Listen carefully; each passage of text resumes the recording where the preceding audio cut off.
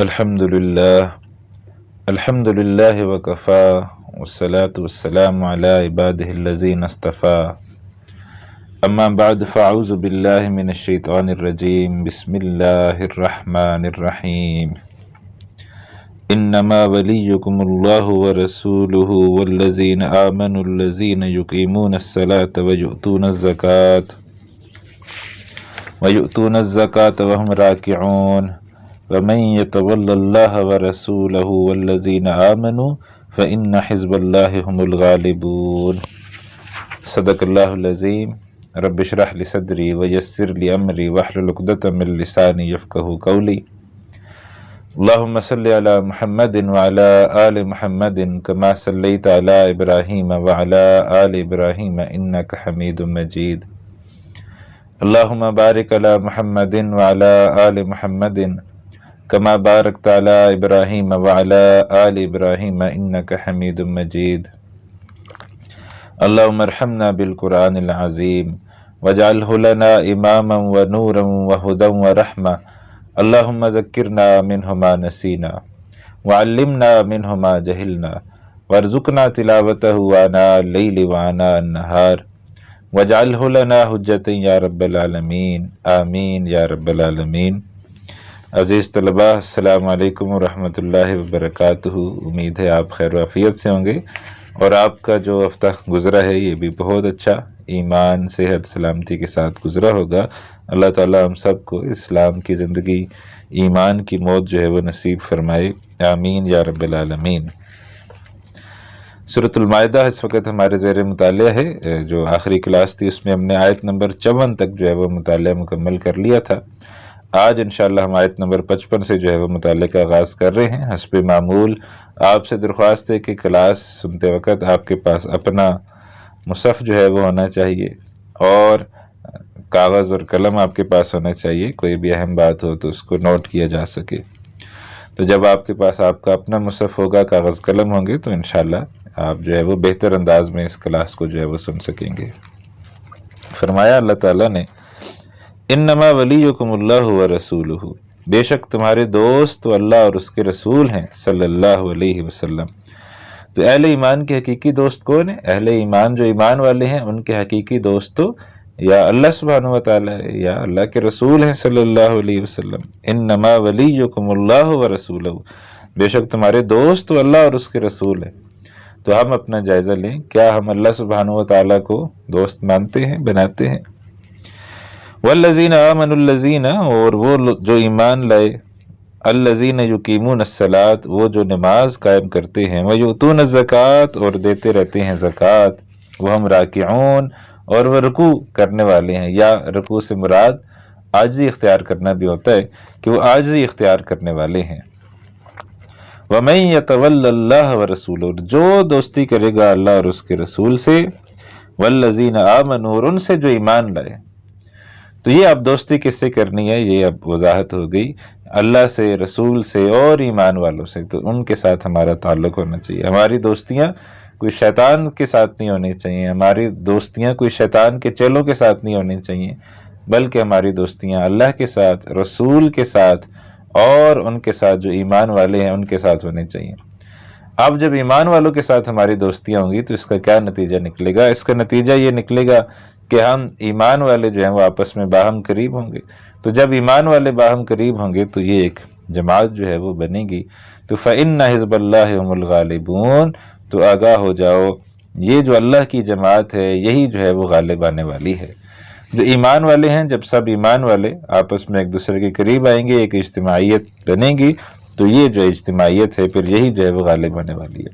ایک دنیا میں دو ہی گروہ ہیں، ایک تو حزب اللہ ہے، ایک حزب الشیطان ہے۔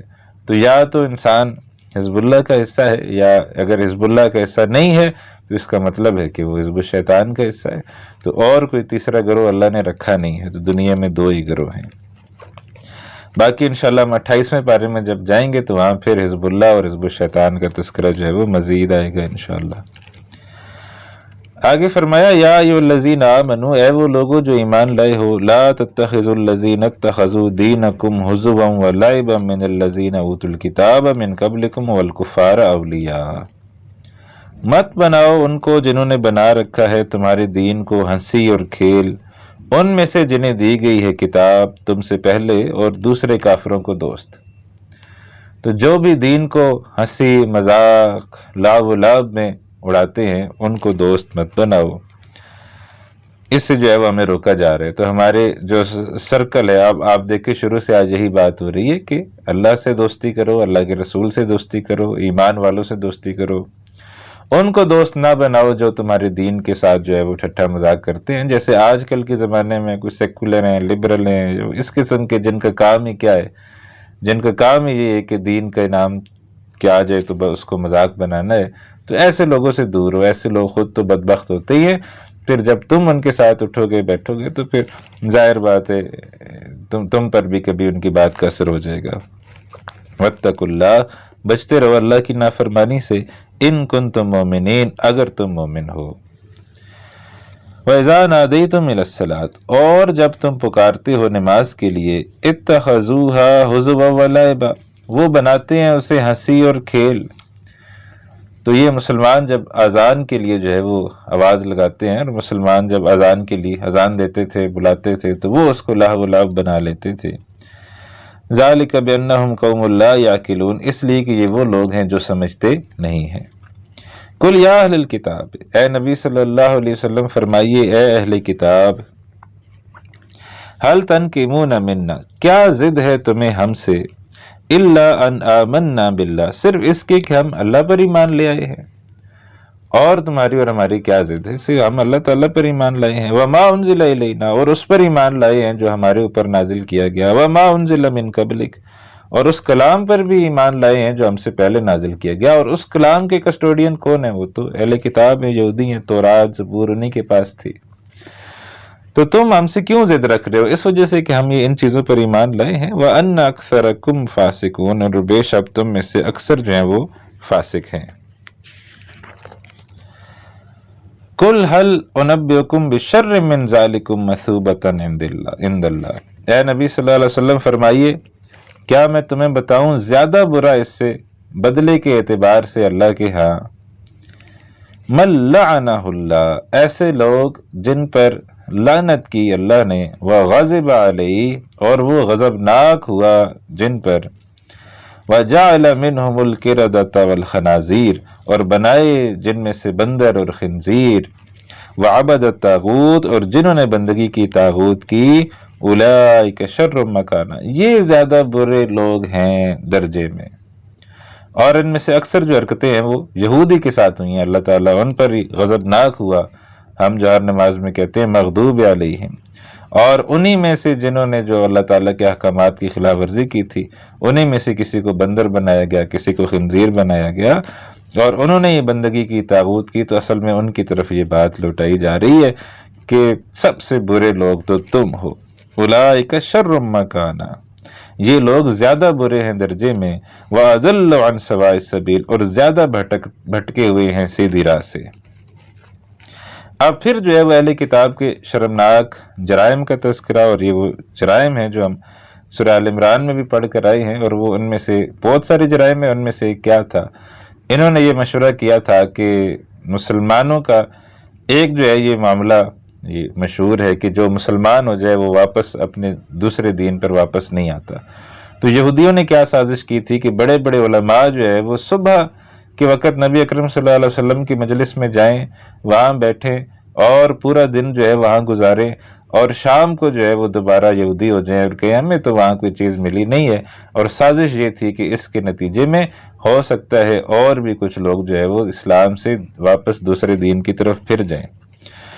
تو اس کا بھی تذکرہ آ رہا ہے۔ وَإِذَا جَاءُوكُمْ، اے مسلمانوں جب آتے ہیں اہل کتاب تمہارے پاس، قَالُوا آمَنَّا، تو کہتے ہیں ہم ایمان لائے، وَقَدْ دَخَلُوا بِالْكُفْرِ، حالانکہ وہ داخل بھی کفر کے ساتھ ہوئے تھے۔ یعنی صبح جب وہ آئے اور نیت ان کی یہی تھی کہ بس ہم جو ہے وہ اسلام قبول نہیں کریں گے، ہم صرف وہاں جا رہے ہیں تاکہ ایک بتا سکیں کہ بھائی ہم دیکھو لوگوں کو جو ہے نا، وہ اصل نیت کیا تھی کہ ہم جب شام کو دوبارہ واپس اپنے دین میں آئیں گے تو ہو سکتا ہے اور لوگ بھی آ جائیں۔ تو اصل نیت یہ تھی، اصل نیت یہ تھی نہیں کہ صبح کے وقت وہ کوئی اسلام لے آئے تھے۔ تو لہٰذا ان کے بارے میں کہا گیا وَقَدْ دَخَلُوا بِالْكُفْرِ، وہ کفر کے ساتھ ہی داخل ہوئے تھے، وَهُمْ قَدْ خَرَجُوا بِهِ، اور وہ کفر کے ساتھ ہی جو ہے وہ نکلے بھی ہیں، وَاللَّهُ أَعْلَمُ بِمَا كَانُوا يَكْتُمُونَ، اللہ زیادہ جاننے والا ہے جو وہ چھپایا کرتے ہیں۔ وَتَرَى كَثِيرًا مِّنْهُمْ، اور تم دیکھو گے بہت سے لوگوں کو ان میں سے، يُسَارِعُونَ فِي الْإِثْمِ، وہ دوڑ کر جاتے ہیں گناہ میں، والعدوان، اور زیادتی میں، وَأَكْلِهِمُ السُّحْتَ، اور اپنی حرام خوری میں۔ اب یہ جو امت تھی یہود، ان کو بھی آپ سمجھیں کہ نبی اکرم صلی اللہ علیہ وسلم کے زمانے میں ان کی عمر تقریباً بعثیت امت ان کی عمر تقریباً 2000 سال جو ہے وہ ہو گئی تھی۔ 1300 قبل مسیح میں موسیٰ علیہ السلام آئے ہیں، اور پھر 1300 سال وہ ڈال لے، اور 600 سال جو ہے وہ نبی اکرم صلی اللہ علیہ وسلم کے ہیں۔ 570 عیسوی میں نبی اکرم صلی اللہ علیہ وسلم کی پیدائش ہے، اور 610 عیسوی میں آپ صلی اللہ علیہ وسلم کو نبوت ملی ہے۔ تو ان کی عمر 2000 سال تقریباً بعثیت امت ان کی عمر 2000 سال جو ہے وہ ہو چکی تھی۔ تو لہٰذا جب امت کی عمر طویل ہو جاتی ہے تو ان کے اندر پھر خرابیاں برائیاں آتی ہیں، جیسے ہم پڑھتے آئے ہیں، جادو آ جاتا ہے، اس قسم کی چیزیں آ جاتی ہیں۔ تو بحیثیت مجموعی کیا حالت ہے وہ یہاں بیان کر دی گئی۔ تم دیکھو گے بہت سے لوگوں کو ان میں سے کہ وہ دوڑ کر جاتے ہیں گناہ اور زیادتی اور اپنی حرام خوری میں، لبئس ما کانوا یعملون، یقیناً برا ہے جو وہ کیا کرتے ہیں۔ تو آج ہماری عمر بھی 1450 سال ہو گئی ہے بعثیت امت۔ آج ہماری حالت بھی یہی ہے کہ بس ایمان کی طرف آنا ہو تو مشکل ہے، اسلام کی طرف آنا ہو تو مشکل ہے، ہدایت کی بات کی طرف آنا ہو تو مشکل ہے۔ البتہ گناہ اور زیادتی اور حرام خوری میں ہم دوڑ کر جو ہے وہ جاتے ہیں، اور بھاگ کے جو ہے وہ اس طرف جاتے ہیں۔ اب یہ تو عام عوام کا حال ہے۔ تو علماء اور پیر یہ دو کردار ہوتے ہیں جن کے ذمہ یہ انسان یہ سمجھتا ہے کہ یہ ان کا کام ہے کہ یہ لوگوں کو سیدھی راہ پر لگائیں۔ تو جو ہوتے ہیں ربانیین یا رب والے، جن کو صوفیاء کہتے ہیں، پیر کہتے ہیں، تو ان کا بارے میں یہ ایک تصور ہو سکتا ہے کہ یہ لوگوں کو سیدھی راہ پر لگائیں، اور ایک علماء ہوتے ہیں تو علماء ان کے بارے میں یہ تصور ہو سکتا ہے کہ یہ لوگوں کو سیدھی راہ کی طرف لگائیں، لیکن ان کا کیا کردار ہو جاتا ہے وہ بھی بیان ہو گیا۔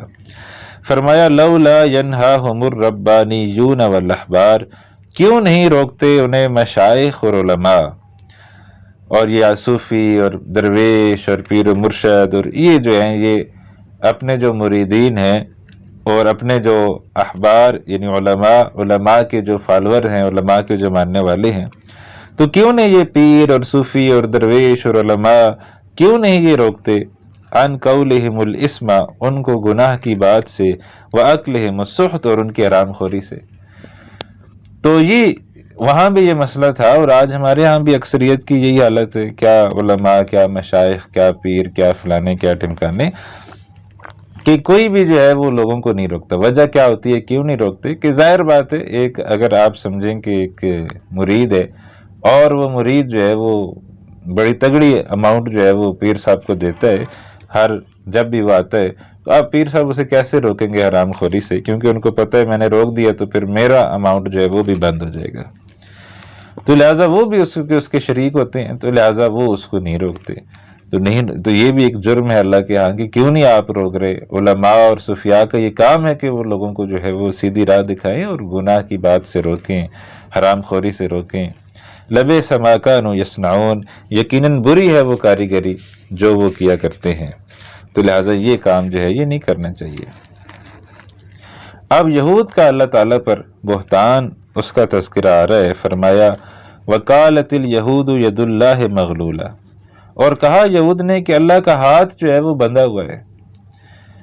اور اس کے دو مراد لیے گئے ہیں کہ ایک تو یہ مراد ہے کہ جیسے کہا گیا کہ بھائی اللہ تعالیٰ جو ہے اللہ کے راستے میں مال جو ہے وہ خرچ کرو، تو بھئی اللہ خود کیوں نہیں خرچ کرتا؟ اللہ ہمیں کیوں کہتا ہے کہ اللہ کے راستے میں مال خرچ کرو؟ تو ایک تو یہ بات کہی گئی۔ دوسرا یہ کہ یہودیوں کو جب یہ یقین ہو گیا کہ نبی اکرم صلی اللہ علیہ وسلم اللہ کے آخری نبی ہیں، آخری رسول ہیں، وہی نبی ہیں، وہی رسول ہیں جن کے وہ منتظر تھے، انتظار کر رہے تھے کہ آخری نبی آخر الزمان آئیں گے تو ہم ان کے اوپر ایمان لائیں گے اور پوری دنیا میں غلبہ پائیں گے۔ جب نبی اکرم صلی اللہ علیہ وسلم آ گئے تو ان کو معلوم ہوا کہ یہ تو بنی اسرائیل کے بجائے بنی اسماعیل کے اندر جو ہیں وہ آئے ہیں۔ تو لہٰذا اب وہ نا امید ہو گئے کہ آخری نبی اب ہمارے پاس آنے کے بجائے ادھر چلے گئے ہیں، اور ان کو یہ بھی پتا تھا کہ اب اس کے بعد کوئی نبی کوئی رسول نہیں آنا۔ تو لہٰذا ایک یہ اشارہ ہے کہ وقالت الیہود، یہودیوں نے یہ کہا ید اللہ مغلولہ، اللہ کے ہاتھ بند گئے ہیں، اللہ کا ہاتھ بندھا ہوا ہے، یعنی اب مزید کوئی رحمت جو ہے وہ نہیں آنی، اب نیا کوئی نبی نہیں آنا، اور ہمارے اندر اب کوئی نیا نبی نہیں آنا، تو اللہ کا ہاتھ جو ہے وہ بندھا ہوا ہے معاذ اللہ۔ غلت ایدیہم، باندھے گئے ہیں ان کے ہاتھ، وَلُعِنُوا بِمَا قَالُوا، ان پر لعنت کی گئی ہے بس سبب اس کے کہ جو بات انہوں نے کہی ہے۔ اللہ تعالیٰ اتنے غضبناک ہوئے ہیں ان کی اس بات پر کہ اللہ نے ان کے اوپر لعنت کی ہے۔ بل یداہ مبسوطتان، بلکہ اللہ کے دونوں ہاتھ جو ہے وہ کھلے ہیں۔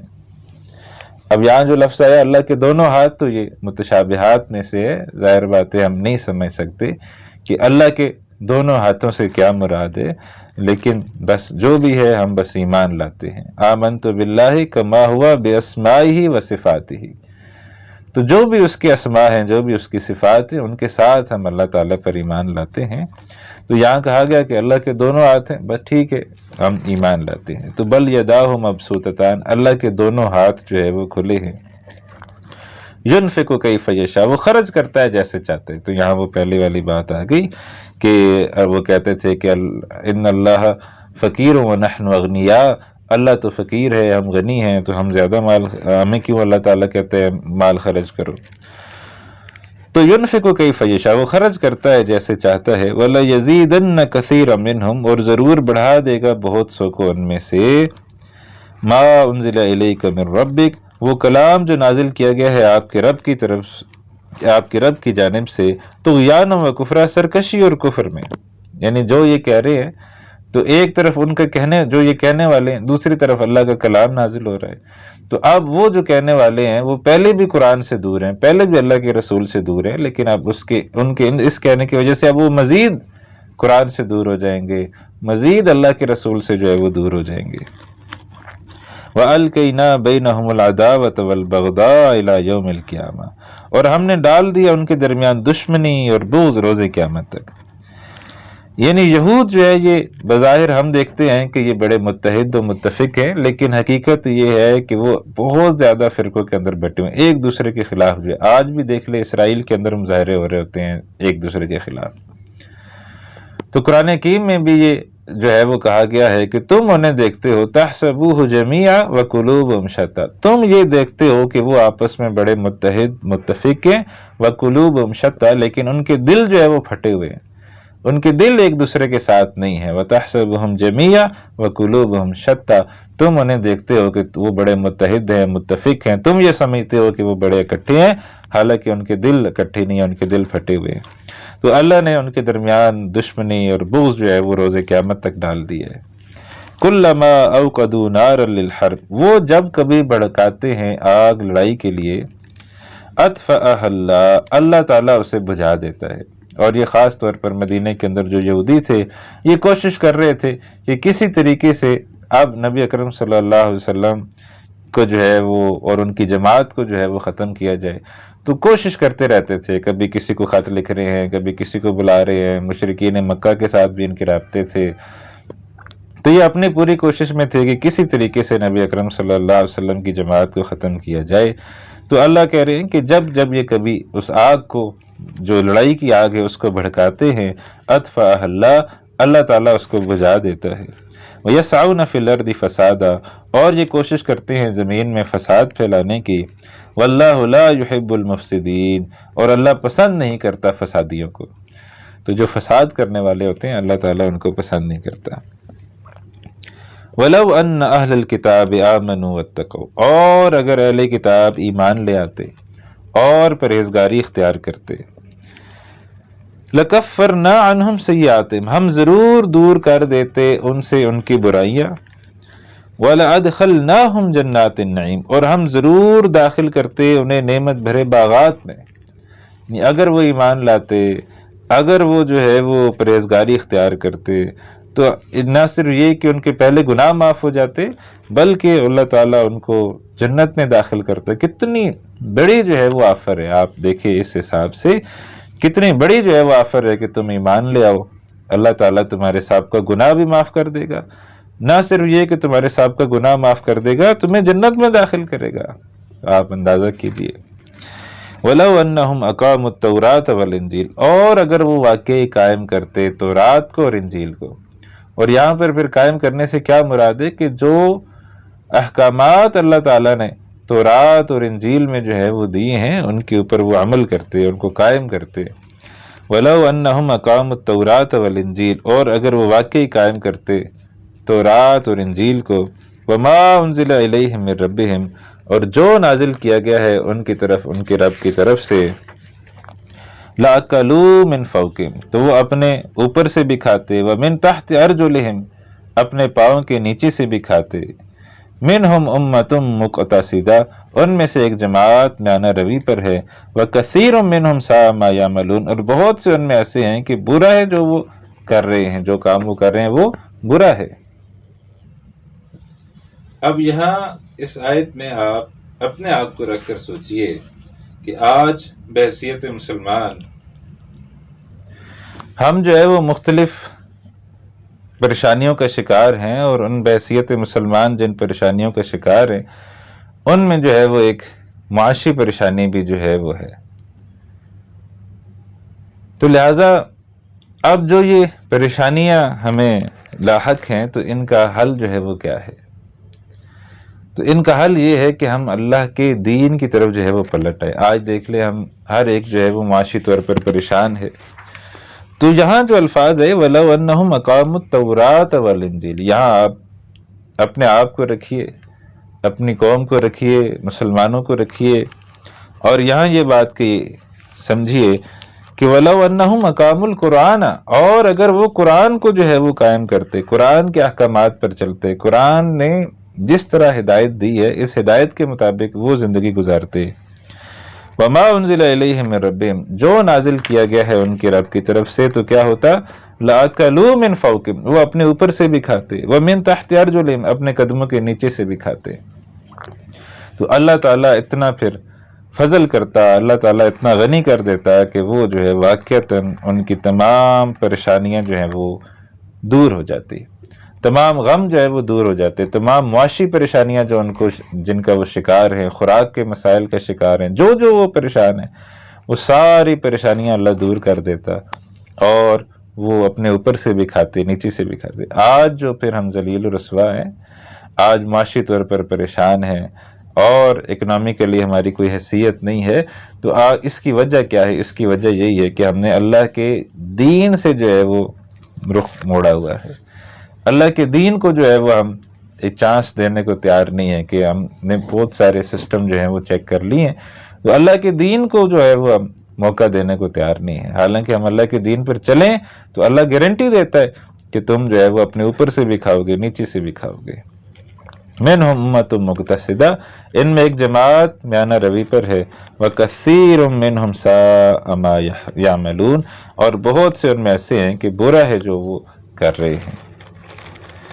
تو لہٰذا اب ہم نے یہ سوچنا ہے، میں نے اور آپ نے یہ فیصلہ کرنا ہے کہ منہم امت مقتصدہ میں شامل ہونا ہے یا وکثیر منہم میں شامل ہونا ہے۔ تو لہٰذا ہم نے کوشش کرنی ہے کہ منہم امت مقتصدہ میں شامل ہونے، کثیر تھوڑے سے لوگ جو ہیں وہ میانہ روی پر چلنے والے، دین پر چلنے والے۔ تو دیکھیں سارے یہ کہنا کہ سارے غلط ہے، سارے غلط ہے، سارے غلط ہے، سارے غلط ہیں، یہ آسان ہے، اور یہ اپنے آپ کو ٹھیک کر لینا کہ بھائی سارے اگر غلط بھی ہیں تو میں ٹھیک ہو جاؤں، یہ بڑا مشکل کام ہے۔ تو وہ جو میں اپنے آپ کہتے ہیں میں ٹھیک ہو جاؤں، تو جو میں ٹھیک ہو جاتا ہے تو اسی طرح کرتے کرتے پھر معاشرہ ٹھیک ہوتا ہے۔ آغاز تو کچھ لوگوں سے ہی ہوگا، تو لیکن یہ جو کہتے ہیں نا کہ میں انشاءاللہ ٹھیک ہوں گا، میں اب قرآن کے مطابق چلوں گا، کوئی نہیں بھی چلتا قرآن کے مطابق، وہ جانے اور اس نے اپنی قبر میں جانا ہے، لیکن میں یہ سوچ لوں کہ میں جو ہے وہ اب قرآن کے مطابق چلوں گا، تو پھر کیا ہوگا کہ پھر انشاءاللہ اللہ ہمارے لیے بھی جو ہے وہ آسانیاں پیدا کر دے گا۔ تو ہم جو ہے وہ مقتصدہ میں جو ہے وہ شامل ہو جائیں، منہم امت مقتصدہ، ایک جماعت جو ہے وہ میانہ روی پر ہے، تو اللہ کرے کہ ہم بھی جو ہے وہ میانہ روی پر آ جائیں۔ آگے فرمایا یا ایھا الرسول، اے رسول صلی اللہ علیہ وسلم، بلغ ما انزل الیک من ربک، پہنچا دیجئے جو اتارا گیا ہے آپ کی طرف آپ کے رب کی جانب سے، یعنی جو قرآن آپ کی طرف نازل کیا گیا ہے یہ بالکل بعین ہی آپ اس قرآن کو جو ہے وہ دوسروں تک پہنچا دیجئے۔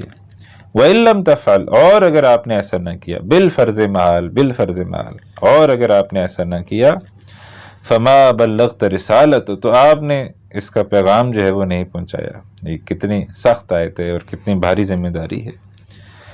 وَاللَّهُ يَعْصِمُكَ مِنَ النَّاسِ، اللہ حفاظت فرمائے گا آپ کی لوگوں سے۔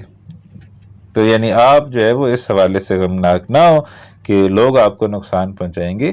رسول کے حوالے سے اللہ تعالیٰ کا یہ فیصلہ ہوتا ہے کہ کتب اللہ لاغلبن انا ورسولی، اللہ نے لازم کر لیا ہے کہ وہ اس کا رسول غالب آ کے رہیں گے، تو لہٰذا لوگ انشاءاللہ آپ کو نقصان نہیں پہنچا سکیں گے۔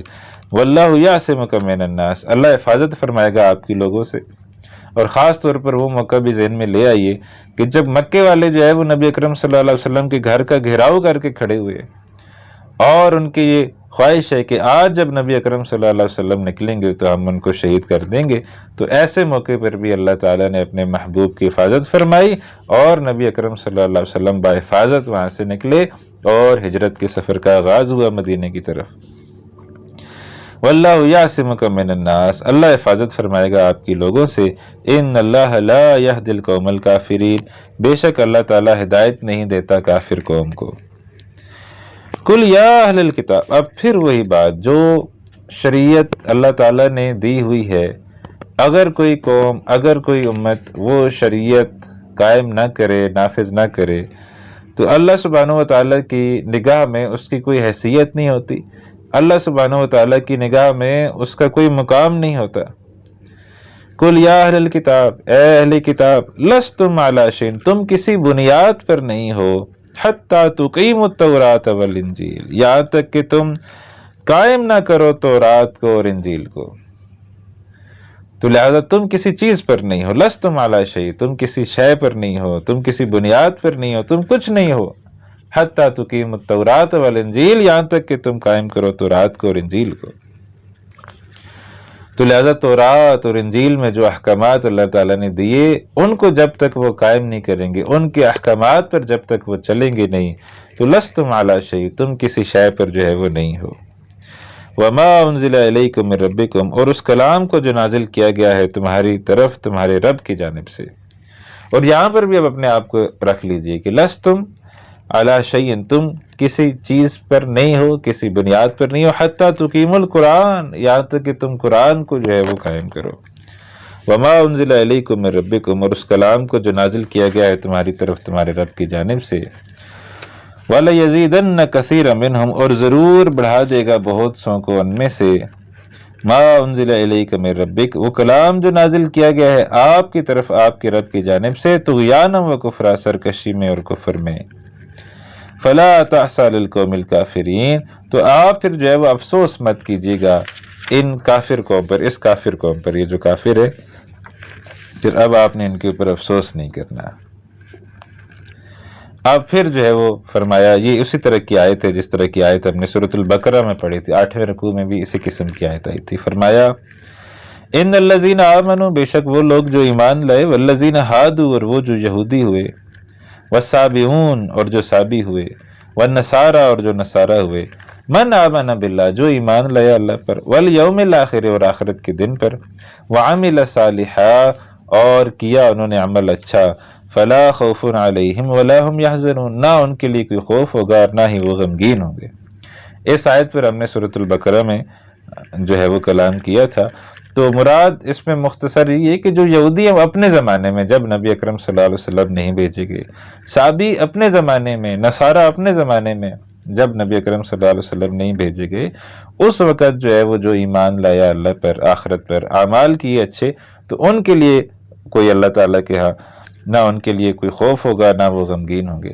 لیکن اب جب کہ نبی اکرم صلی اللہ علیہ وسلم کو رسول بطور رسول مبعوث کر دیا گیا ہے، تو لہٰذا اب جنت میں جانے کا اور کوئی ذریعہ اور کوئی طریقہ باقی نہیں ہے سوائے اس کے کہ نبی اکرم صلی اللہ علیہ وسلم کے اوپر جو ہے وہ ایمان لایا جائے۔ تو فلا خوف علیہم ولا هم یحزنون، تو اپنے اپنے زمانوں کے اعتبار سے جو ایمان لائیں گے ان کے لیے نہ خوف ہوگا نہ ہی وہ جو ہے وہ غمگین ہوں گے۔ آگے فرمایا لقد اخذنا میثاق بنی اسرائیل، ہم نے لیا تھا عہد بنی اسرائیل سے، وارسلنا الیہم رسولا، اور ہم نے بھیجے ان کی طرف رسول۔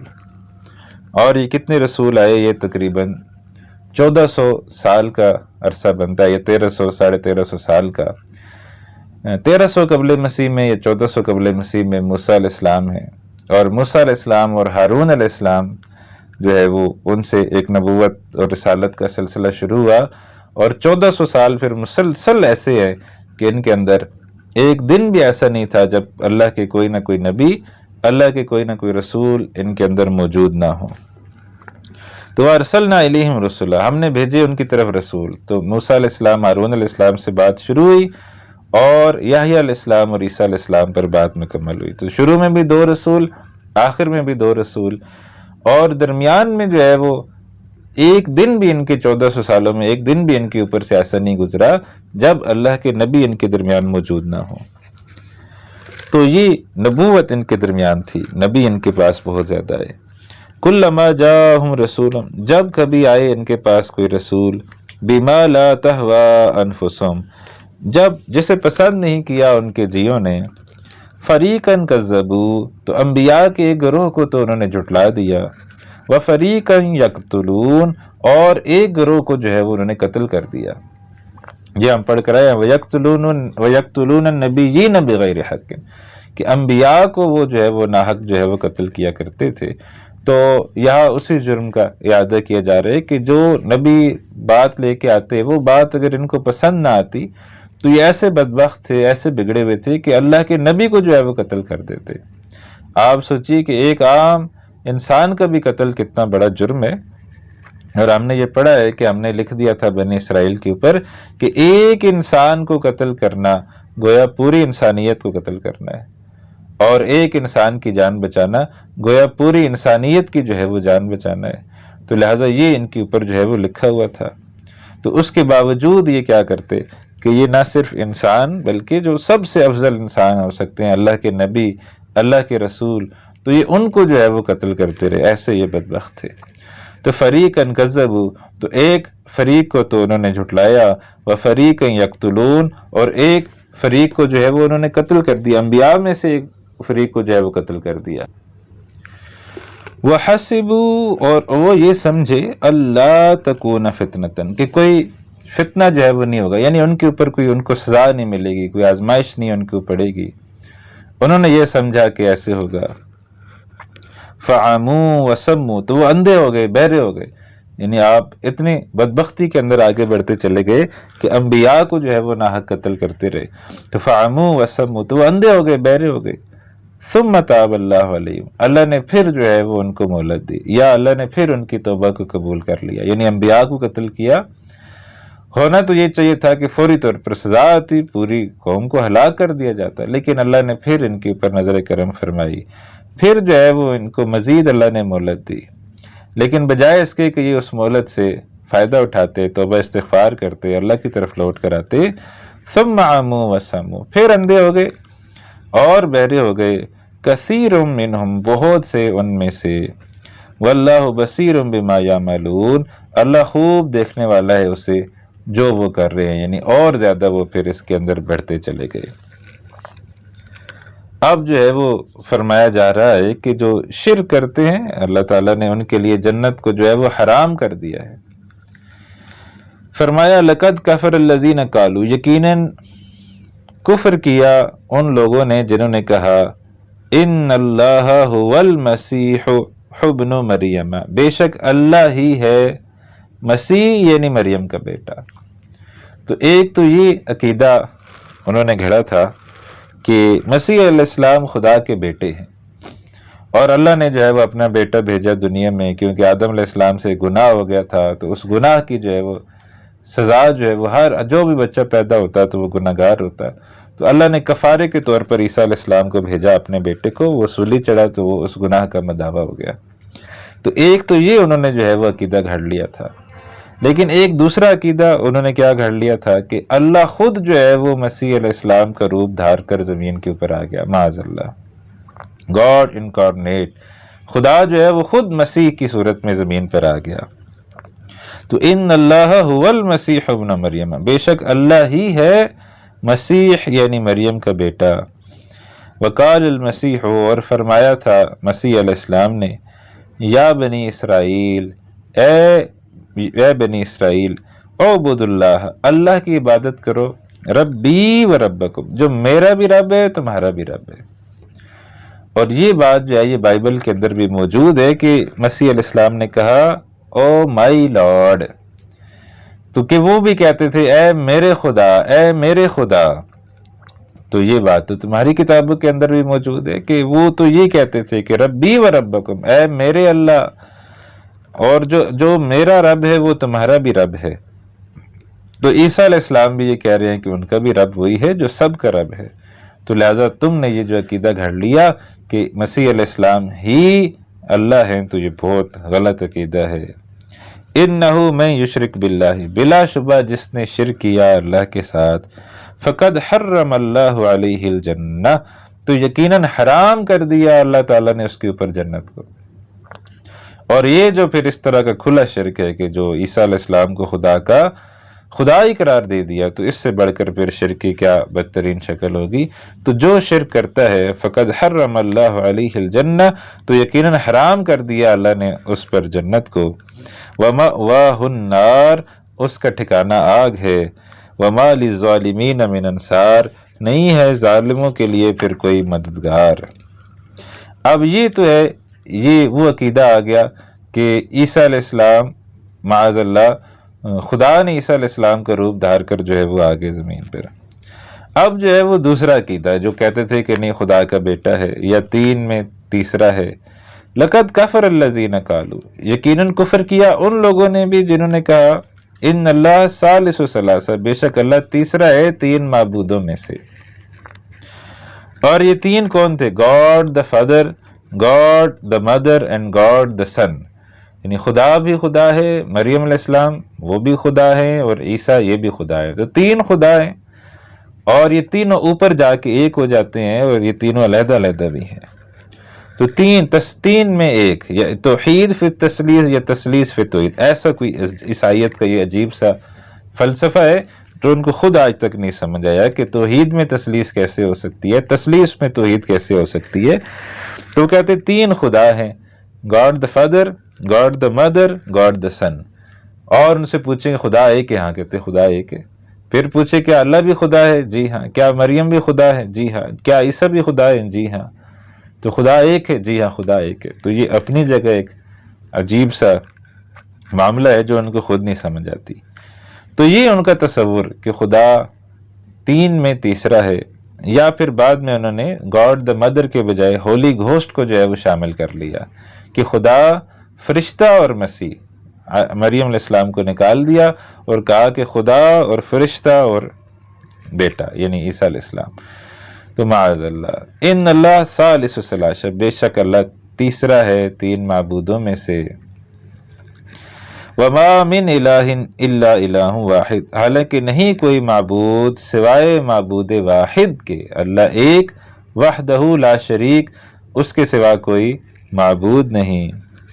وَإِن لَّمْ يَنْتَهُوا عَمَّا يَقُولُونَ، اور اگر وہ باز نہ آئے اس بات سے جو وہ کہہ رہے ہیں، لَيَمَسَّنَّ الَّذِينَ كَفَرُوا مِنْهُمْ عَذَابٌ أَلِيمٌ، تو یقیناً پہنچے گا ان کو جنہوں نے کفر کیا ان میں سے دردناک عذاب۔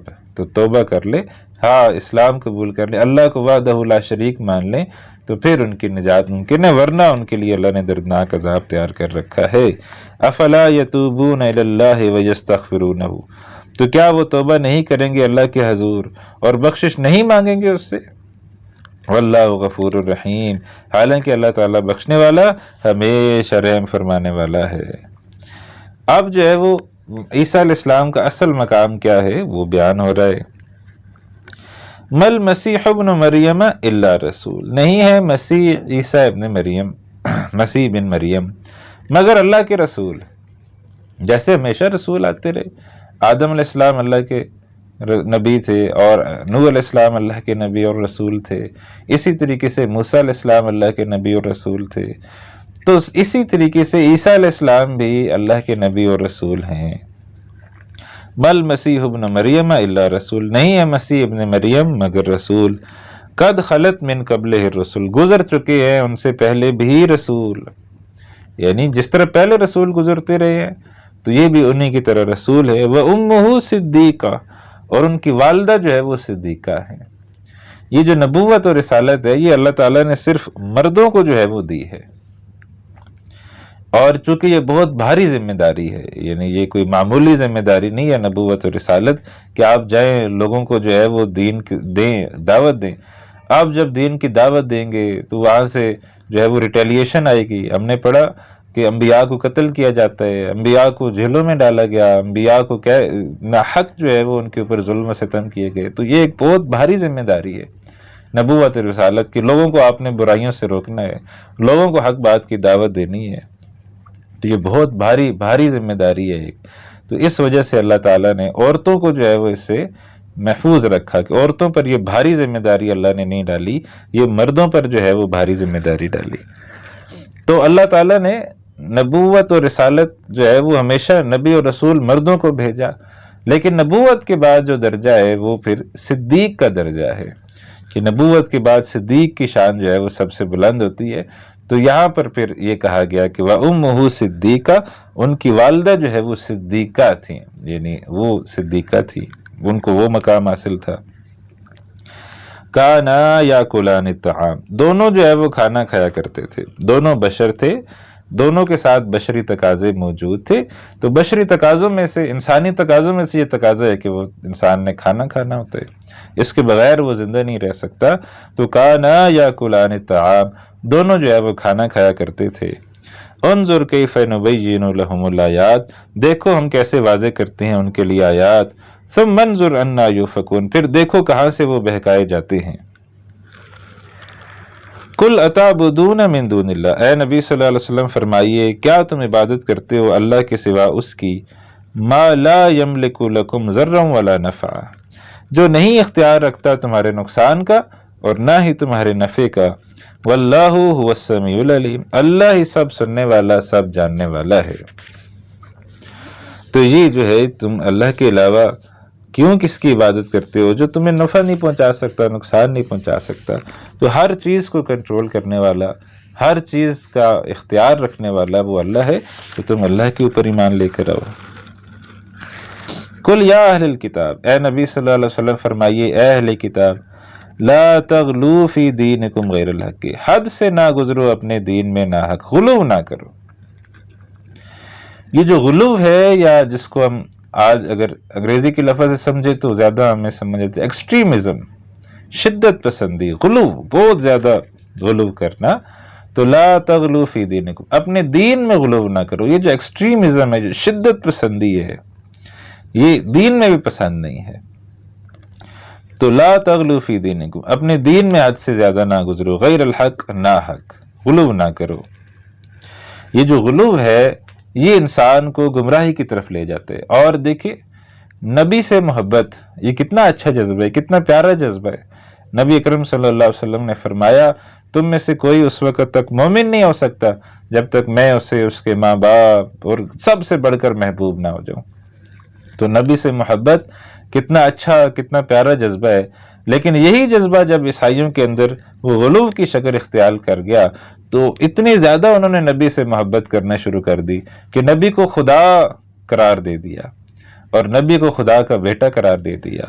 تو لا تغلو فی دینکم، اپنے دین میں غلو نہ کرو، غیر الحق، نا حق۔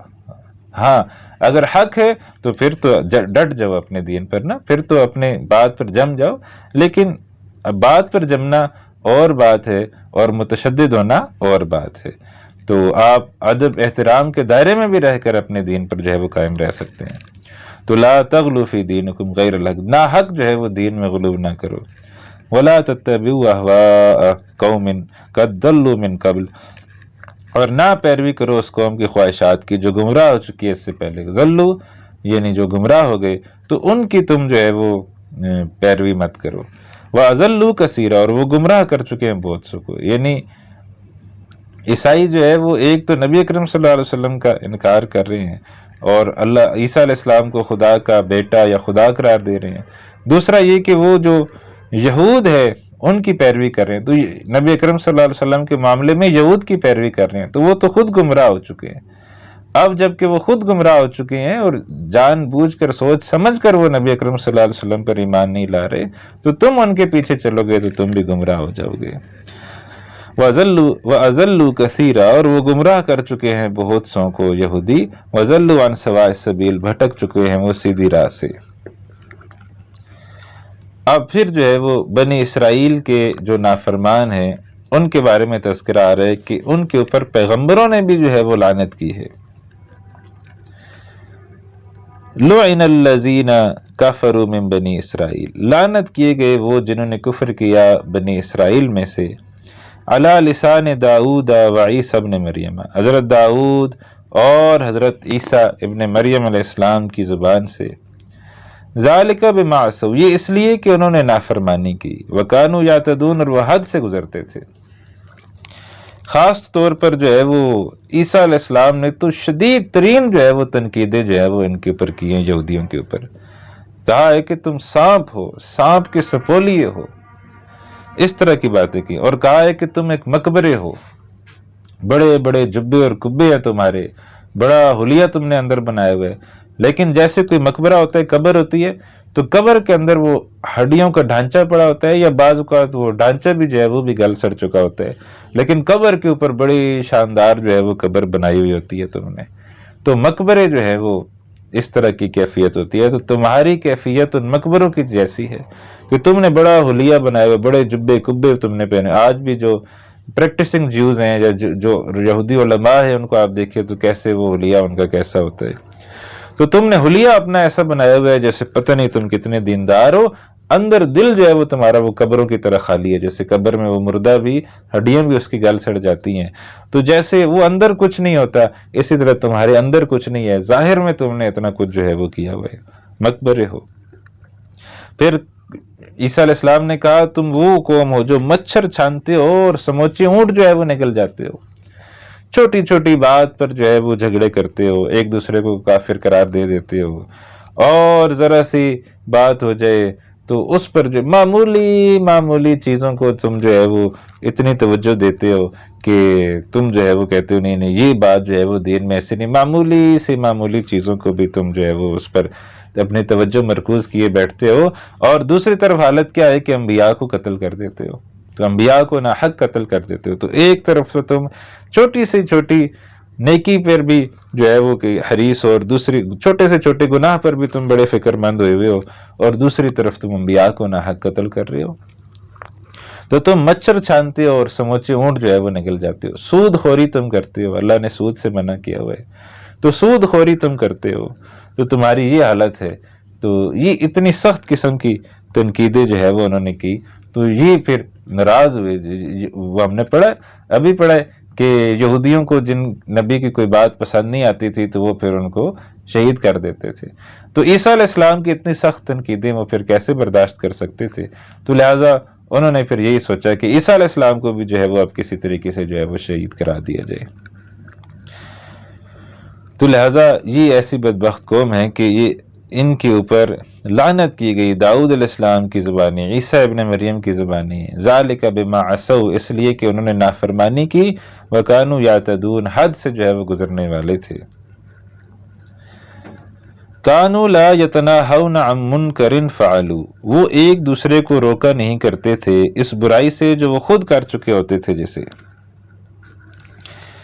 تو یعنی برائی سے روکنا جو ہے وہ بہت ضروری ہے. وہ ایک دوسرے کو روکا نہیں کرتے تھے اس برائی سے وہ خود کر چکے ہوتے تھے. جیسے یعنی پھر بھی جو ہے وہ روکنا جو ہے وہ ضروری ہے. منکرات کو روکنا جو ہے وہ لازم ہے، ضروری ہے.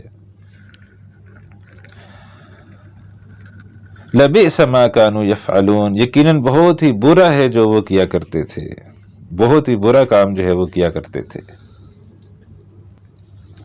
اب آگے جو ہے وہ کہا جا رہا ہے، یہ بلکہ تبصرہ کیا جا رہا ہے کہ جو یہودیوں کی پینگیں جو ہیں وہ بڑھ رہی تھی مشرکین مکہ کے ساتھ۔ ہونا تو یہ چاہیے تھا کہ یہ نبی اکرم صلی اللہ علیہ وسلم پر ایمان لاتے اور آپ صلی اللہ علیہ وسلم کی تصدیق کرتے، لیکن یہ پینگیں بڑھا رہے تھے مشرکین کے ساتھ۔ ترا کثیر منہم، اور تم دیکھو گے ان میں سے بہت سو کو، یتولون الذین کفروا، وہ دوستی رکھتے ہیں ان سے جنہوں نے کفر کیا۔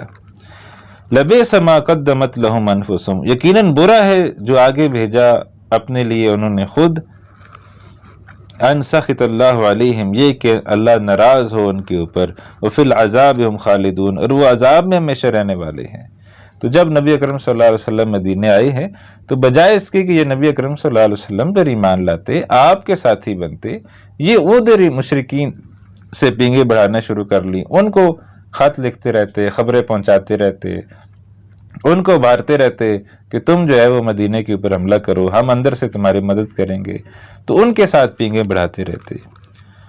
تو یہ جو کر رہے تھے تو یہ اللہ کو ناراض کر رہے تھے اور یہ عذاب میں ہمیشہ رہنے والے ہیں۔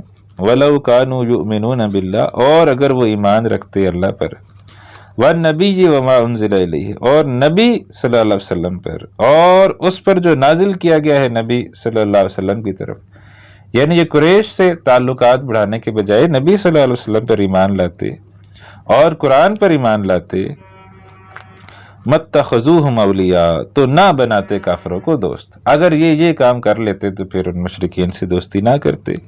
وَلَكِنَّ كَثِيرًا مِّنْهُمْ فَاسِقُونَ، لیکن ان میں سے اکثر جو ہے وہ نافرمان ہے، اکثریت جو ہے وہ ان کی نافرمانوں پر مشتمل ہے۔ اب بتایا جا رہا ہے کہ مسلمانوں کے دوست کون سے ہیں اور مسلمانوں کے دشمن کون سے ہیں، یعنی یہود و نصارہ میں سے مسلمانوں کے دوست کون ہیں اور مسلمانوں کے دشمن کون ہیں۔ لَتَجِدَنَّ أَشَدَّ النَّاسِ عَدَاوَةً لِلَّذِينَ آمَنُوا، اے نبی صلی اللہ علیہ وسلم آپ ضرور پائیں گے لوگوں میں سے زیادہ سخت دشمنی میں ان کے لیے جو ایمان لائے، الیہود، یہودیوں کو۔ تو سب سے مسلمانوں کے برے دشمن، بدترین دشمن وہ کون ہے؟ وہ یہودی۔ اور دوسرے نمبر پر والذین اشرکوا، وہ جنہوں نے شرک کیا۔ تو اس زمانے میں یہودی اور شرک کرنے والے کون تھے؟ مشرک۔ تو لہٰذا نمبر 1 دشمن مسلمانوں کے یہودی تھے اور نمبر 2 دشمن مشرکین تھے، یا یہ سمجھے ایک ہی تھالی کے چٹے بٹے تھے۔ تو ایک دوسرے کے یہ دوست تھے، ساتھی تھے، اکٹھے ہو کے آئے بھی خندق کے اندر۔ غزوہ خندق جب ہوا تو مشرک اور یہودی اکٹھے ہو کے آئے۔ تو لہٰذا یہ جو ہے مسلمانوں کے بدترین جو ہے وہ دشمن ہیں۔ آج بھی آپ دیکھ لیں، آج بھی یہودی مسلمانوں کے دشمن ہیں، اور آج اس طرح کا شرک جس طرح کے قریش مکہ شرک کیا کرتے تھے، آج اس طرح کا شرک صرف اور صرف ہندو کرتے ہیں، جو مورتیاں بنا رہے ہیں اور بت بناتے ہیں، اور کوئی اس طرح کا شرک نہیں کرتا۔ تو آج بھی دیکھ لیجئے یہود و ہنود گٹھ جوڑ آج بھی جو ہے وہ موجود ہے۔ اب بھی جو ہندو شرارتیں کرتے ہیں تو امکان یہی ہے کہ ان کے پیچھے یہود ہی جو ہے وہ ان کو چھیڑتے ہیں۔ تو الیہود والذین اشرکوا، یہود کو اور جنہوں نے شرک کیا۔ وَلَتَجِدَنَّ أَقْرَبَهُمْ، اور آپ ضرور پائیں گے ان میں سے زیادہ قریب، مَوَدَّةً لِلَّذِينَ آمَنُوا، محبت میں ان کے لیے جو ایمان لائے، الَّذِينَ قَالُوا إِنَّا نَصَارَىٰ، ان لوگوں کو جو یہ کہتے ہیں کہ ہم نصارہ ہیں، ہم عیسائی ہیں۔ تو عیسائی جو ہے وہ مسلمانوں کے زیادہ قریب ہیں، اور ان کی مسلمانوں سے کوئی اس طرح کی دشمنی بھی نہیں ہے۔ عیسیٰ علیہ السلام کو ہم بھی رسپیکٹ دیتے ہیں، مریم علیہ السلام کو رسپیکٹ دیتے ہیں۔ مریم علیہ السلام کو ابھی ہم نے پڑھا، وہ صدیقہ ہے، عیسیٰ علیہ السلام رسول ہیں، ہم ان کی گستاخی کا تصور نہیں کر سکتے۔ تو عیسائیوں کو جب یہ معلوم پڑتا ہے کہ بھائی یہ ہمارے بے شک چلو ہمارے اختلاف ہے کہ ہم رسول کہتے ہیں، وہ خدا کہتے ہیں، لیکن کم از کم یہ ان کو معلوم ہوتا ہے کہ یہ عیسیٰ علیہ السلام کی تکریم کرتے ہیں، عزت کرتے ہیں، تو وہ پھر قریب آتے ہیں۔